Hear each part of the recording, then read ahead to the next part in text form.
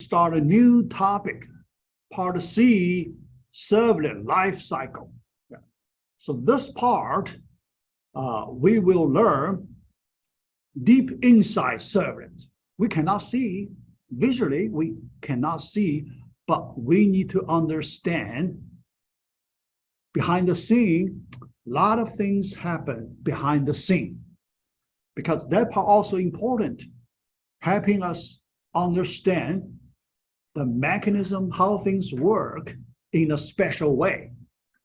If you do not have this background, probably it's for some of the behaviors, you may feel hard to understand. So after you have this background, how things going behind the scene, then a lot of things we can explain well. All right, yeah. So let me start a presentation and change my pen color. Yeah.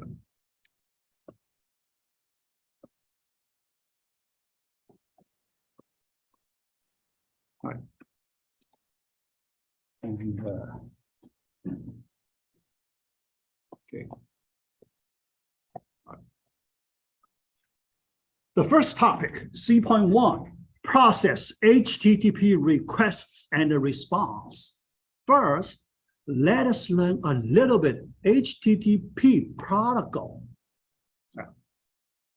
I do not plan to spend a lot of time, but I have to cover some basics. Otherwise, when we understand the communication between client and server, it could be hard. Yeah, so we need this part of knowledge. Yeah.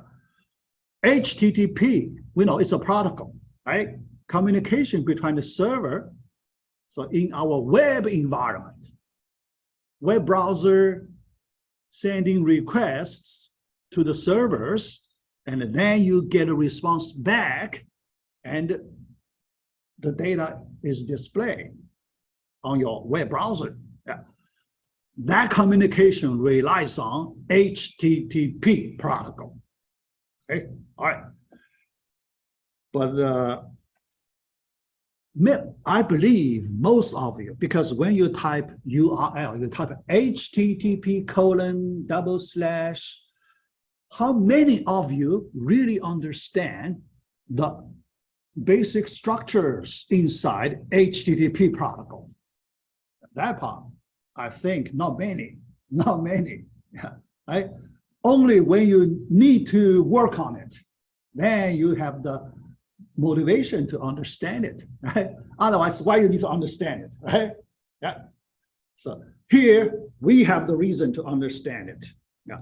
The first topic, understand HTTP request first. All right, okay. First, I want to describe this special object, HTTP request object. Yeah. So here I use this object word. Yeah. But because when we use this word, object word, we may have different meanings, right? The object in different contexts, the meaning could be different, right? Yeah. Think about, we talk about object-oriented programming, that object, right?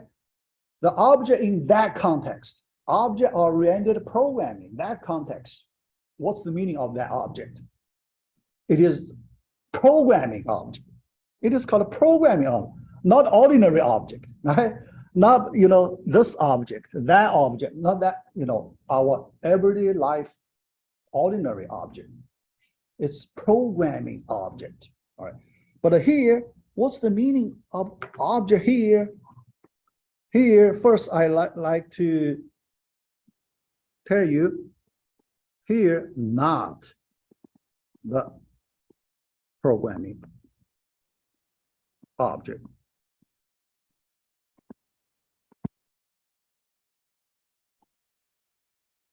All right, not the programming object, okay? Just some, so here I want to describe, I use this word, I want to describe HTTP request. That is a block of data. I want to describe that block of data. So I use the object here, all right? Because that data has some specific structure. It's not an ordinary block. It is not an arbitrary block. It is a special block. It is a structured block. So then I just use this object term. Yeah, but not programming, but it's structured, all right? Not programming object, it's a structured block of data. Yeah, so I use that word, all right? Yeah. Next, I need to explain what's inside this object, right? Yeah. The HTTP request is a text string. Yeah, it's a text string. The main content inside this block of data, text string, parentheses, with which binary files can be attached. All right, yeah, but separated from text part. So you can imagine, basically there are two parts of the data, text part and the binary part. Text part is the major part. The binary part is optional and it is used to attach to the text as attachment, email attachment, things like that. All right. That follows the HTTP protocol. HTTP protocol, it's a long document. So definitely we don't need to study that document. Yeah. But here I only focus on two things that we are interested in: HTTP request, HTTP response. These two objects or these two concepts we are interested in. Yeah. All right. Here, text string. Yeah. This text string is in the body part. Yeah. Later, on my next slide, I will explain the structure of HTTP request. In that structure, there is a body component, message body component. Here, this body refers to that message body component. Yeah. All right. Okay. Then this binary file in the attachment of that body component. The attachment also, it belongs to the body component. Yeah. But attachment, it's not in the major part of the body, attachment part of the body. All right. All right. Next, key elements of the request stream. Yeah. In the request stream, we need to send several pieces of information. Yeah, here I just give you some key pieces. Yeah. First, HTTP method. We need to specify what HTTP method we want to use for this HTTP request object. Specify method. What's the method? The action to be performed. The meaning of the method, action to be performed, right? Still very abstract. Yeah. But here, I like to give you the concrete examples so you can see. Yeah. Two most popular methods we use when we handle HTTP data: get and post. Get and post. Yeah. Many of you have experience using that, right? Get method and the post method. Yeah. For this class, we will have a lot of discussion on get method and the post method. Yeah. For some of you, if you do not have a lot of experience doing web programming, you may not be able to tell what's the difference, right? What's the difference between get method and the post method? In this class, we will compare. There are many differences. You cannot just use the English meaning, get and post. What's the meaning, from English meaning? Yeah. Here we have much richer meaning, yeah, in our context. in our web programming context, we have much richer meaning. Yeah. So you cannot get from English, definition of the words. You cannot see those things from the English word definitions. Yeah. All right. The page to access. Now, when a client sends a HTTP request, which URL to be used, that part information also encoded inside HTTP request object. Encoded, this word. Encode and decode. Yes, encode and decode. Yeah. I don't know if later I have chance to explain this detail encode and decode, because there are rules to follow. When you do encoding, decoding, there are certain rules you need to follow. Yeah. Here, let us just delay. Yeah. Next, form parameters, like arguments to a method. You may need to send the data through form. What form? HTML form. All right. So here, the form we refer to the HTML form. Okay. Yeah. In your HTML document, you use that form tag. Remember? Yeah. If some of you have that experience, form tag. Inside that form tag, you can put several elements, GUI elements, input elements to collect users' data. Then after the user enter the data, submit, then the data can be sent to the server. So that data we call form data. All right. Later, we will do a lot of examples using form data. Yeah. So here, just example, important piece in the HTTP request. Yeah. All right. Next, conversion. There is a conversion issue. Yeah, here. So what kind of conversion? From HTTP request object to a Java object.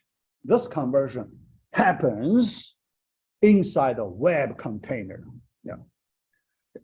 Someone needs to do the conversion by the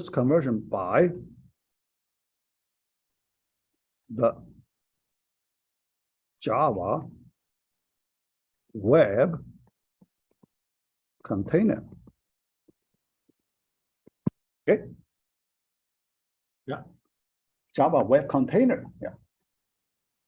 But here you may wonder why we need to do this kind of conversion.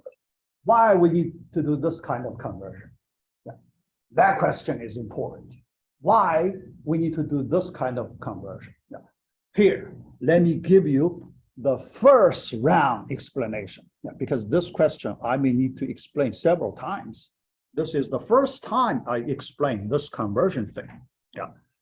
The reason is HTTP request object contains many pieces of data, and we are programmers. Yeah. Our role, we are Java programmers. We are at the server side. So we need to retrieve data from the HTTP request object. Then we need to do data processing. That's our job, okay? Yeah. But when you need to retrieve data inside the HTTP request object, a lot of tedious work. Think about a lot of tedious work, because we need to, if you want to retrieve the data directly by your programming code, we need to understand the structure. Someone, can you check your microphone? Yeah, turn off your microphone. Yeah, all right, thank you. Yeah. So think about if a web programmer, let's just talk an ordinary web program, if that program needs to retrieve data from the HTTP request object directly, that program has to understand the structure, right? Otherwise, how do you know? What's the name of the data piece? Where to get the data piece, right? That's tedious work. So we as programmers, we don't want to do that kind of dirty work. All right. So this dirty work is done, fortunately, by Java Web Container. So that conversion is hidden. We cannot see it. It happens behind the scene. All right. What do we get is just a standard Java object. We like to manage Java object, right? When we are given a Java object, we call suitable methods to retrieve data. How good it is. Appropriate methods to retrieve certain data pieces we like. How good it is, right? Yeah. So this is the reason some hidden conversions happen behind the scene. And here we need to know what are those conversions. This is the first conversion we encountered. Yeah. All right, next. And communication things, communication, a lot of communication. Here we try to understand the communication thing. Socket-based communication. Look at the word here. All right. In this sentence, there is this word socket. Interpreting the request and reading the headers and parameters from the socket. Here, the communication, the lower level communication is the socket-based communication. Here, because this class is not networking class. In your networking class, you need to learn lower level, right? TCP/IP protocol, lower level socket-based communication, right? Yeah. But here, the communication we are dealing with, high level communication. So we skip socket-based lower level communication things. Yeah. So interpreting, who does this interpretive thing? Yeah. Web container, Java Web Container.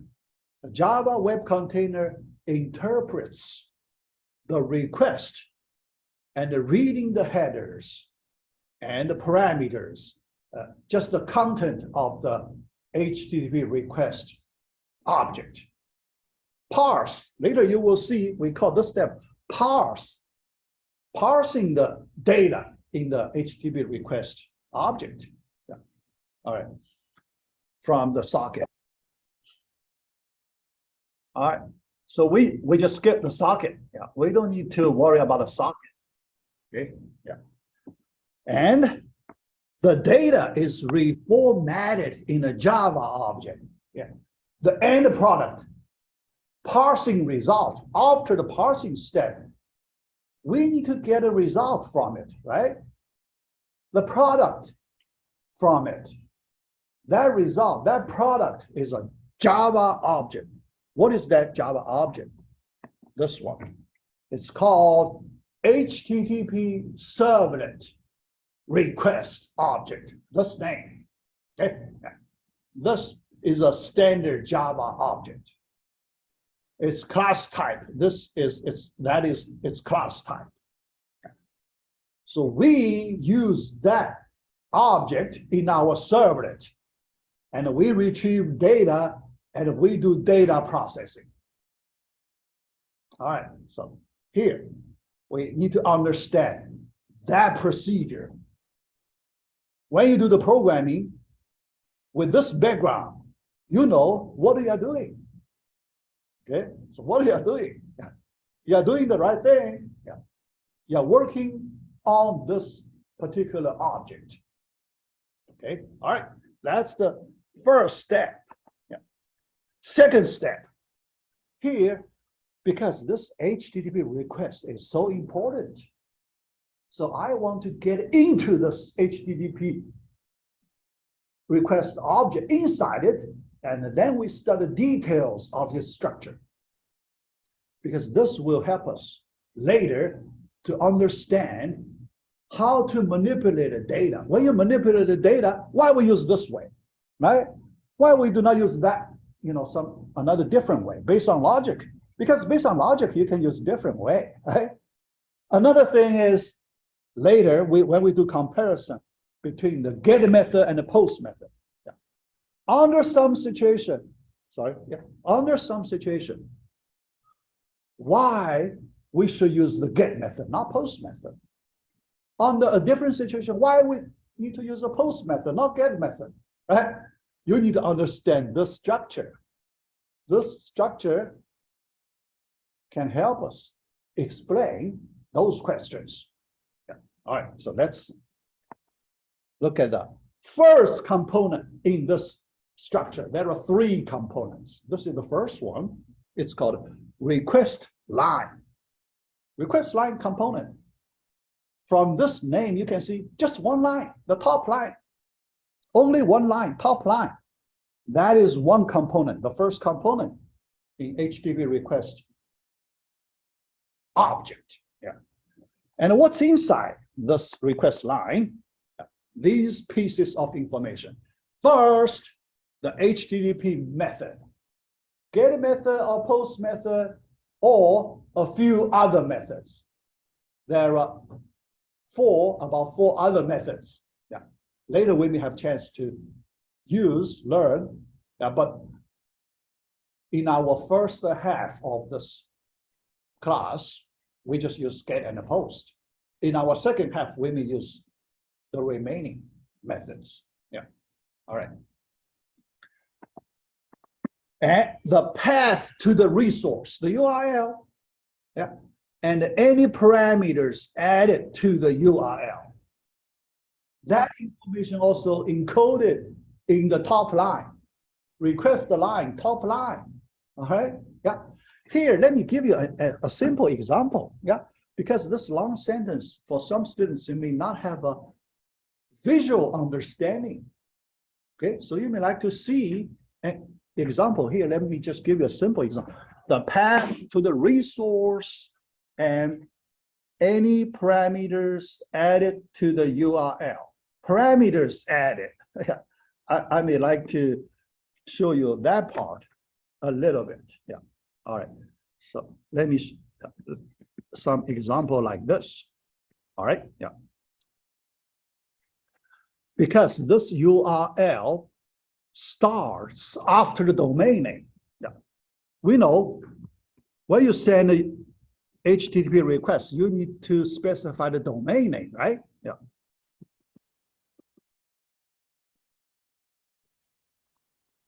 The domain name. Okay, yeah. Like http.google.com, okay, domain name, that part. But this path to the resource does not include that. Okay, domain name not included. So slash after the domain name, that path. After that, you need to have a web application name, right? Now, what web application do you use? Okay, yeah, yeah. Although some configuration can make that web application name, because if that web application is the only one or main one used for some company, they can configure just to slash. Okay, no name. Yeah, that could. So here, what I'm talking about the general case. All right, I do not talk about that special way to use. Although that way is very popular. That way is very popular, but here I do not talk about that. So here I use my web app to represent my web application name. Okay, all right. Then inside this web application, I may need to call some special resource to do the data processing. Yeah. So here, let me just use process as the processing resource at the server side. It could be a servlet URL, it could be, whatever. So this one process can be called to process the data. So I just use this name. Then my data part. Here I like to specify the parameters sent to the server, data part. Question mark, use question mark to separate. This question mark denotes we need to send our parameter data starting after this question mark. All right. Suppose first name, I use fn represent the first name. Parameter name, fn equals John.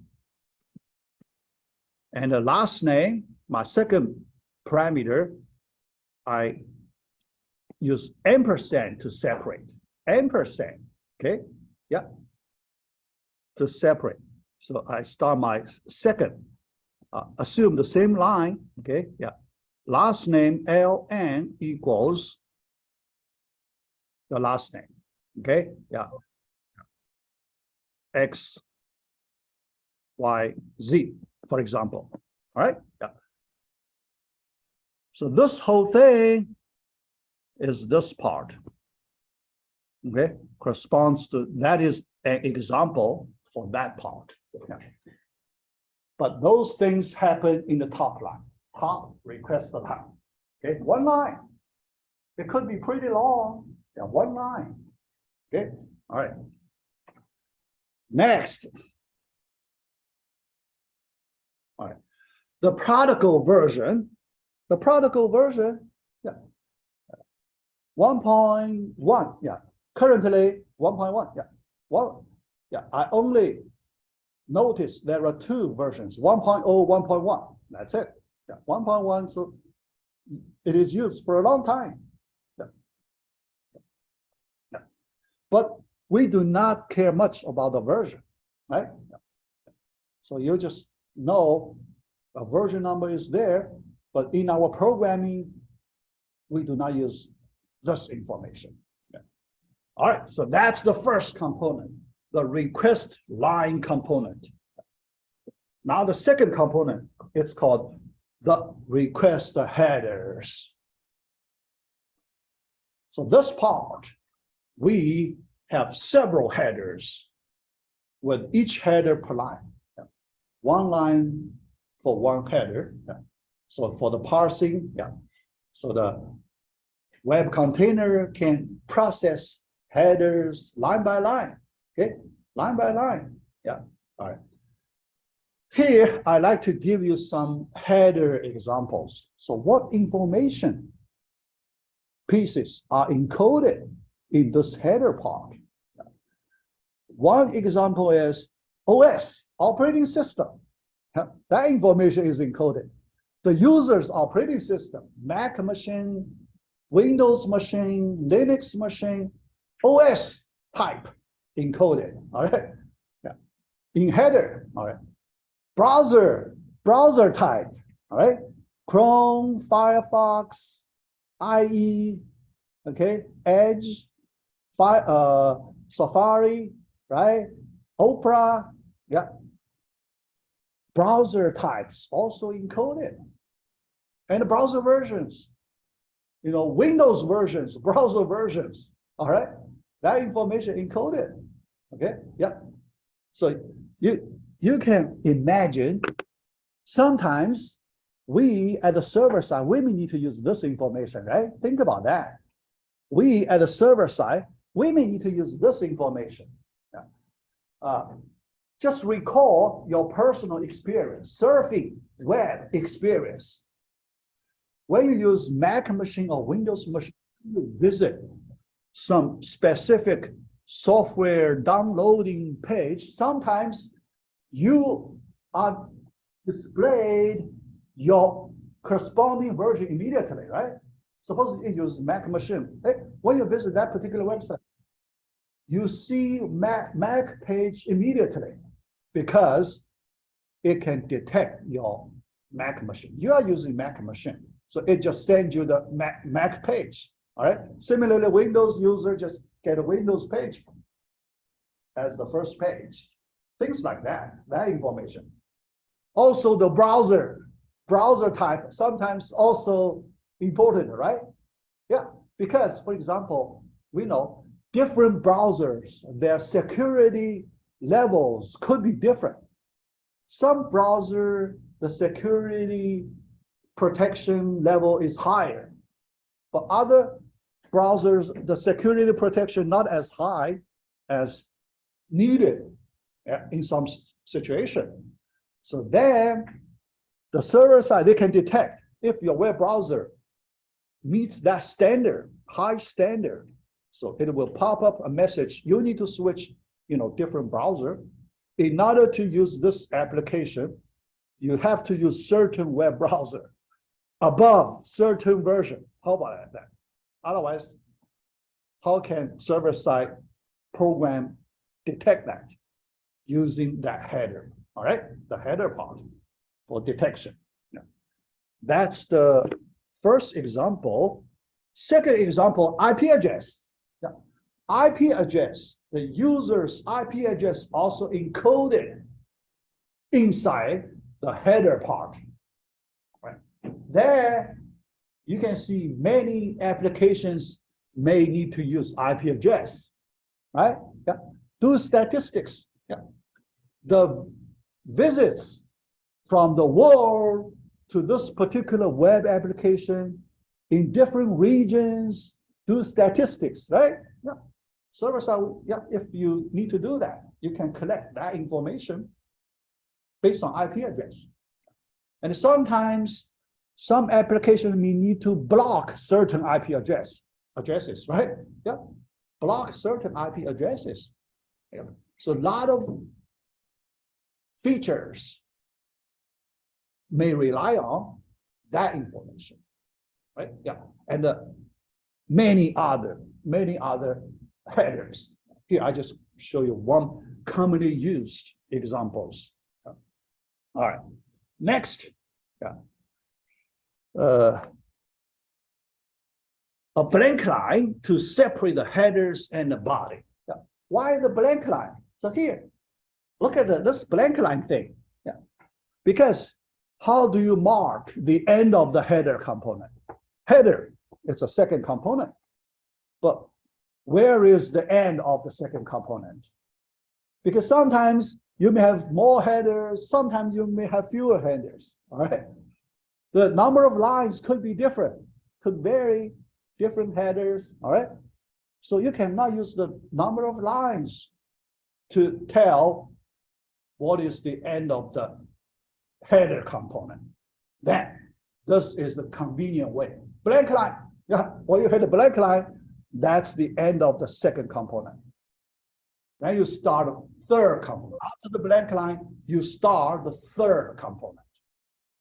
But if you look at the separation between first component and second component, we don't need a blank line to separate first component and the second component, right?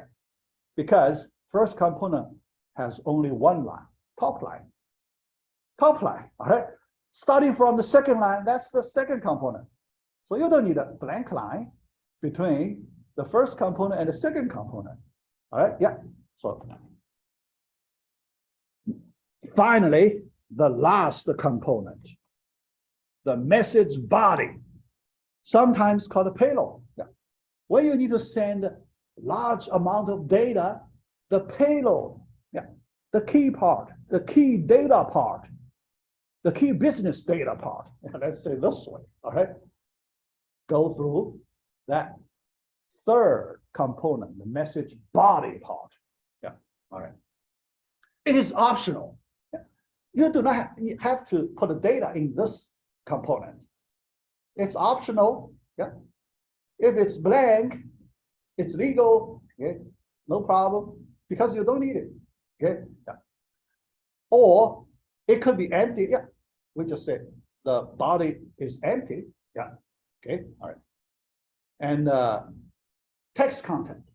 This body, the main part, the text content part, the message part. Yeah. Because we need to put the text message there.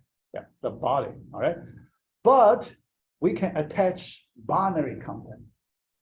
Binary content, we put it separate from the text content part. Yeah. Separation. Yeah. It's attachment. Yeah. All right. So here you can see, yeah, we can send text. We can set binary content. Submit an image. That's the binary content, right? Image. Yeah. All right. And these two parts, text and binary, there is no limit for the data size. Yeah. You can send a large amount of data, no limit. Yeah. Okay. Yeah. Yeah. But when I talk about this limit, I have to go back to our previous. There is one part we can also send the data, this part, any parameter. Look at this part, any parameter, this part. Remember the first name, last name, I put here, that's the data, right? Look at the first name, last name in my example, that's also data, right? But that data is encoded in the header, not header, the request line component as parameters, as query parameters. Sometimes we also call query parameters, okay? Yeah. But that part, there is a limit. There is certain limit, okay? That part you cannot send large amount of data. Relatively small data size, then you can use that part.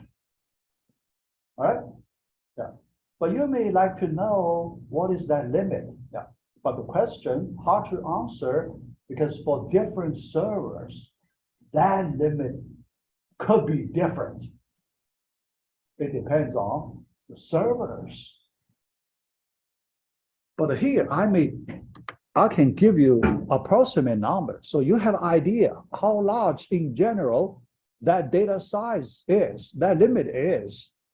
So when you use this part, you have a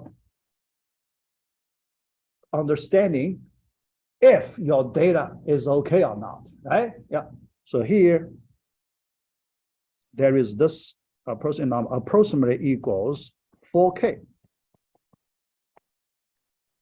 You know 4K, how large is the 4K, right? 4 kilobytes. 4 kilobytes, all right? So if you send your data is within this limit, so yeah, fine. If more than this number, this limit, this size, this number, it will be truncated. Okay, truncated. Yeah. Now later you will see when you need to send data larger than this size, can you use the request line to send? You cannot. You have to use message body to send. All right, yeah, message body to send data. You have two places to put your data, and you can decide where to put your data. All right. So that's the structure of HTTP request. Hey, I remember I check it. Yeah. All right. Yeah. Let me just. Yeah. Anyway, yeah. For the response, similar to the structure of the HTTP request, the status line. So what's the content for the status line? Protocol version. Yeah. We do not need to worry about that, right? Protocol version, HTTP status code for the response. Remember the 401, yeah. Some code we frequently we see 404, right? That, for example, 404 code, right? Yeah, some error, right? Yeah, some errors happened. Page missing, right? Page missing. Okay. Yeah. But other than the code, error code, we need a text version of the status code. For example, 200 successful. Yeah, there are several special code, but usually most people do not understand the meaning of those code. So then the text explanation is needed for those codes. Yeah. All right. Then response header, response, yeah, you can see the structure. Second component, also headers. And here I give you an example. The format of return the file. Yeah. Format is a text file. Yeah. We know the format, usually HTML content, right? HTML text content. Yeah, yeah.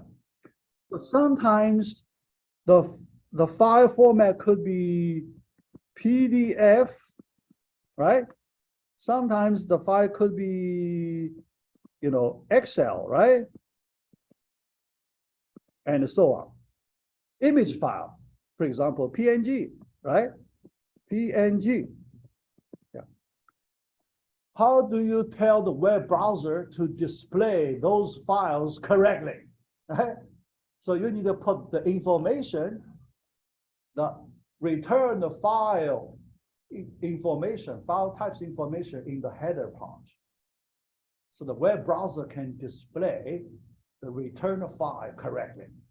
So that's the header part of the response. Yeah. All right. And then after that, blank line, separate headers and the request body. Yeah. Not request body, response body. This time response body. Yeah. The third part, message body. Yeah.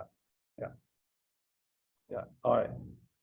And but there is a conversion thing similar to the request part. This time, in order to send the data back to the users, some behind the scene processing work needs to be done by the web container, Java web container, to do this conversion. What kind of conversion from a Java object to HTTP response object? Response object following that structure. Yeah. But we, as Java programmers, we do not need to worry about that. We do not need to formulate our data into that structure because that's too much work, too much tedious work. We want to avoid that. Yeah. So that work is done by the Java web container. Yeah. All right. And how to do that conversion? Yeah. So before the conversion, our data, our response data is stored in this Java object. It's called HTTP Servlet response object. Okay. Yeah. So when we prepare the data from the server side, from the inside the servlet, we work on this object, HTTP Servlet response object. Yeah. We just write our response content into this object. Then the remaining, the conversion work, we don't need to worry. So it's the responsibility of the Java web server or web container. Yeah. All right. So after that, all right. So formatting, the last thing, the final step, formatting the response header and the body and write them back to the socket. Yeah. Remember the last step through socket networking communication. Okay. Yeah. Socket object has to be created and used to send the data, but we we never need to touch it, right? We as Java programmers, why we need to touch that socket object? Okay, socket, also Java object representing socket. Okay, yeah. So we don't worry. No, we only need to, waiting for the second request. After we send the response back, we are waiting for the next request for processing. All right. So that's one communication cycle. Request response, one communication cycle. Okay. All right. So that's the whole what we need to understand about HTTP request and response. Our next step, we need to work on two Java objects inside our servlet. Two Java objects. What two objects? I mentioned in these two slides. The first one, Java servlet request object. The second one, Java servlet response object. These two. So later in each of your server, you can see these two objects. They are there, all right? They are ready for you to manipulate, okay? So the servlet container hands those objects to you, okay? Hands those objects. So you just do your work on these two objects directly. So that's simple. Today I will show you another servlet example. In that example, pretty simple. You can see some information we are talking about here. All right. So that's our C.1 topic. It's pretty important. You can see I spent so much time. Pretty important. All right. Yeah, but the part 2, C.2, process of servlet lifecycle, it's another big topic. All right. Another big topic. Also, things happen behind the scene. Servlet lifecycle. From creation till the end of life, destroy. The servlet object is destroyed, the end of the life. That whole cycle we need to discuss. Yeah. But when I look at the clock, already there are about 15 minutes till the end of the class. Yeah. And definitely this part, I estimate I need to spend about 30 minutes, at least 30 minutes for this topic. So I may like to delay to the next class. So I do not need to cut off in the middle. So I just run from beginning to end. So give you some complete understanding. Yeah. But for the remaining 15 minutes, I do one servlet example to show you some information inside that HTTP request. Yeah. Okay. I upload that example in Canvas. So if you go to our Canvas Module2PartC, you can see there is a zip file called view request, view message body views somebody.zip. All right. So you download on zip. I just use that example. We like to see what's inside the message body, that kind of thing. How about that? Yeah. So that should be enough. I run and explain that example. So I run slowly and explain it at the same time. Yeah. Using the knowledge we learned today. Yeah. Based on the structure, the knowledge, we learned from the request, HTTP request structure. Yeah. All right, so let me start it.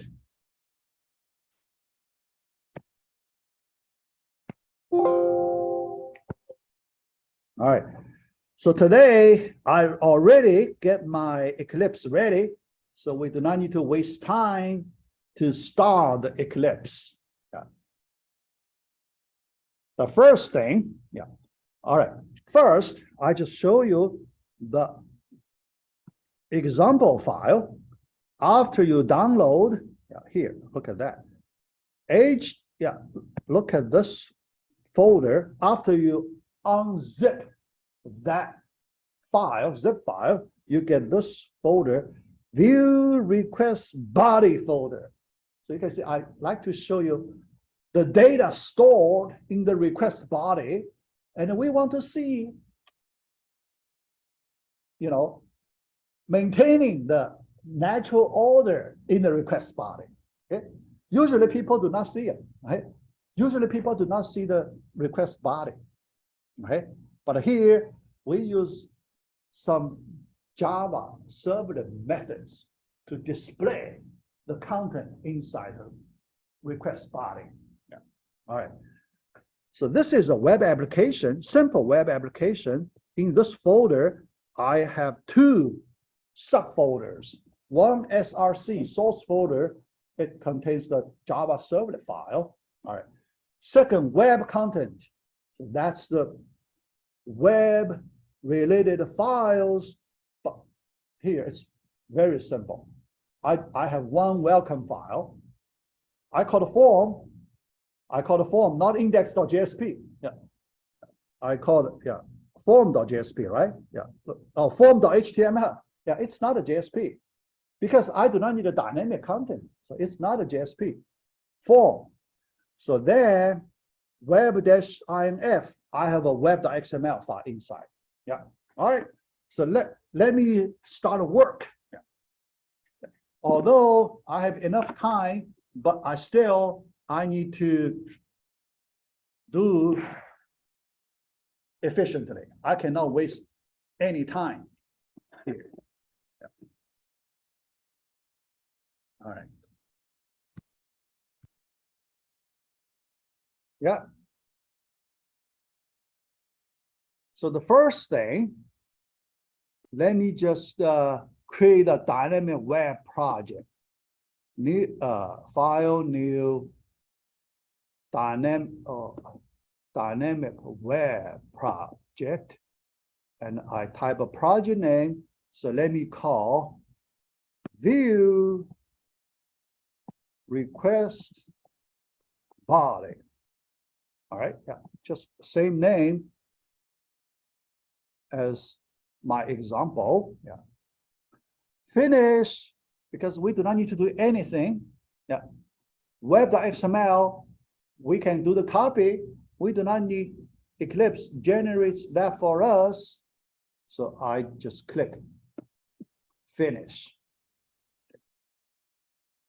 All right. So the project node is created. All right. All right. Then we copy files. Look at how do we copy the files? Okay. Yeah. We have many different ways. We have two folders we need to do the copy. Yeah. So here,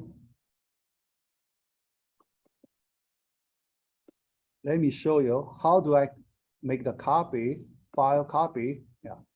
First, let me copy the Java files. So I get into that SRC folder. I have my package.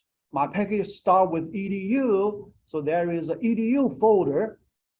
To do the copy in an easy way, I just drag this edu folder and drop to this Java folder. How about that? Copy. All right.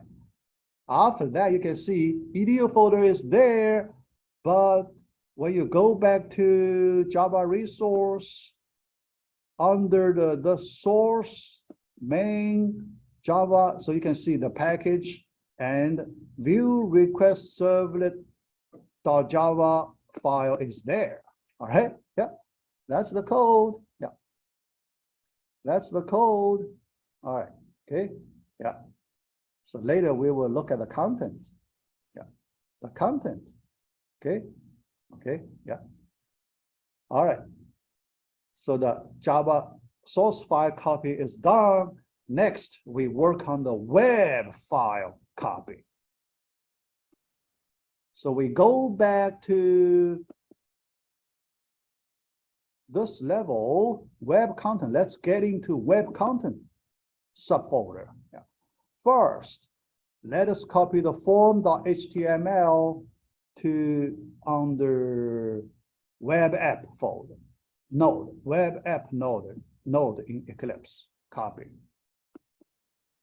All right. Second, inside web-inf, we need to copy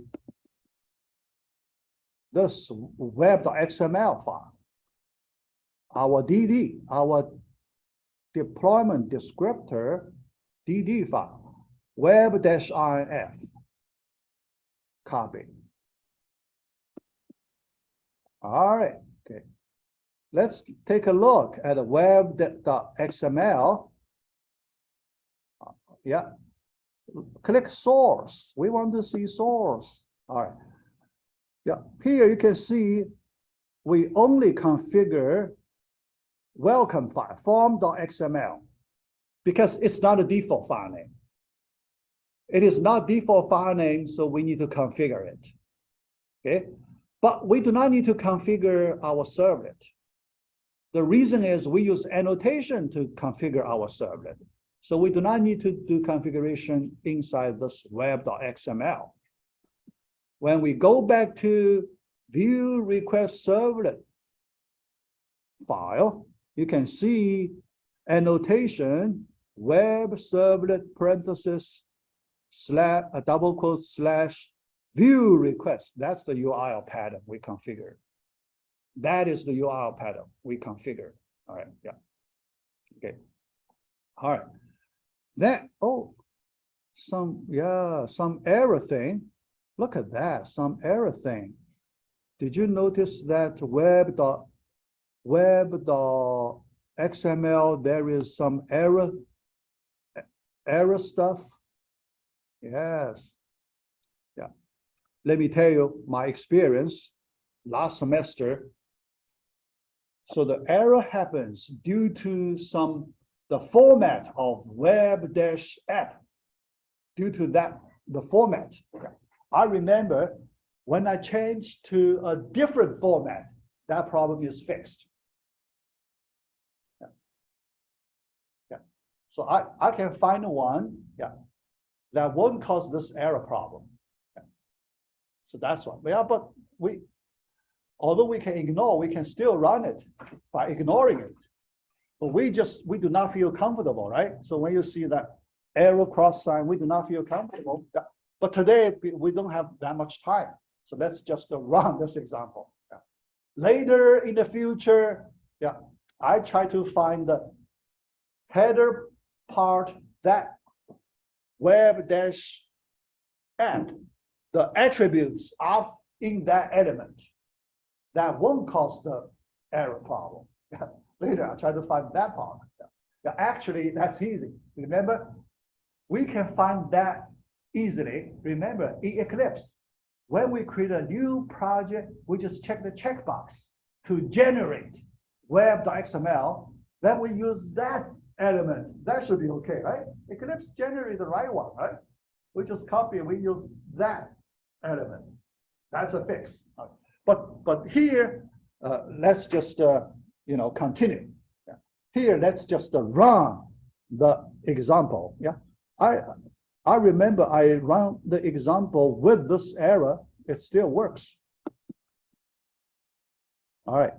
The form, you can see I put different pieces of information in this form.xml.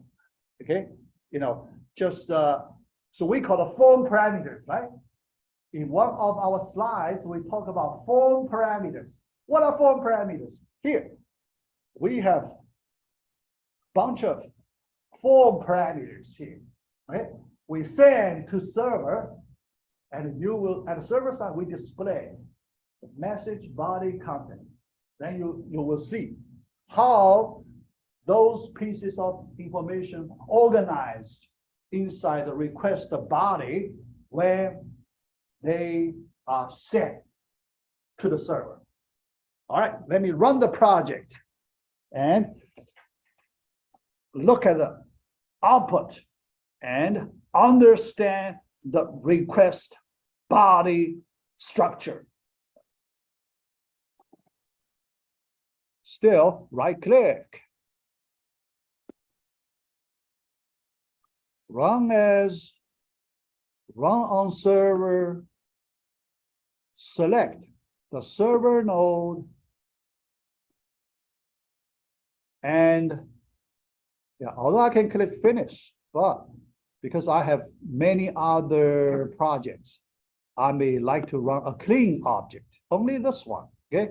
All other objects I want to remove out of the pool. There is a pool, okay? Yeah. If many projects inside that pool, sometimes some interference could happen. Yeah. Based on my experience before, all right? Yeah. So here in order to get a, better result, I just run a single web project.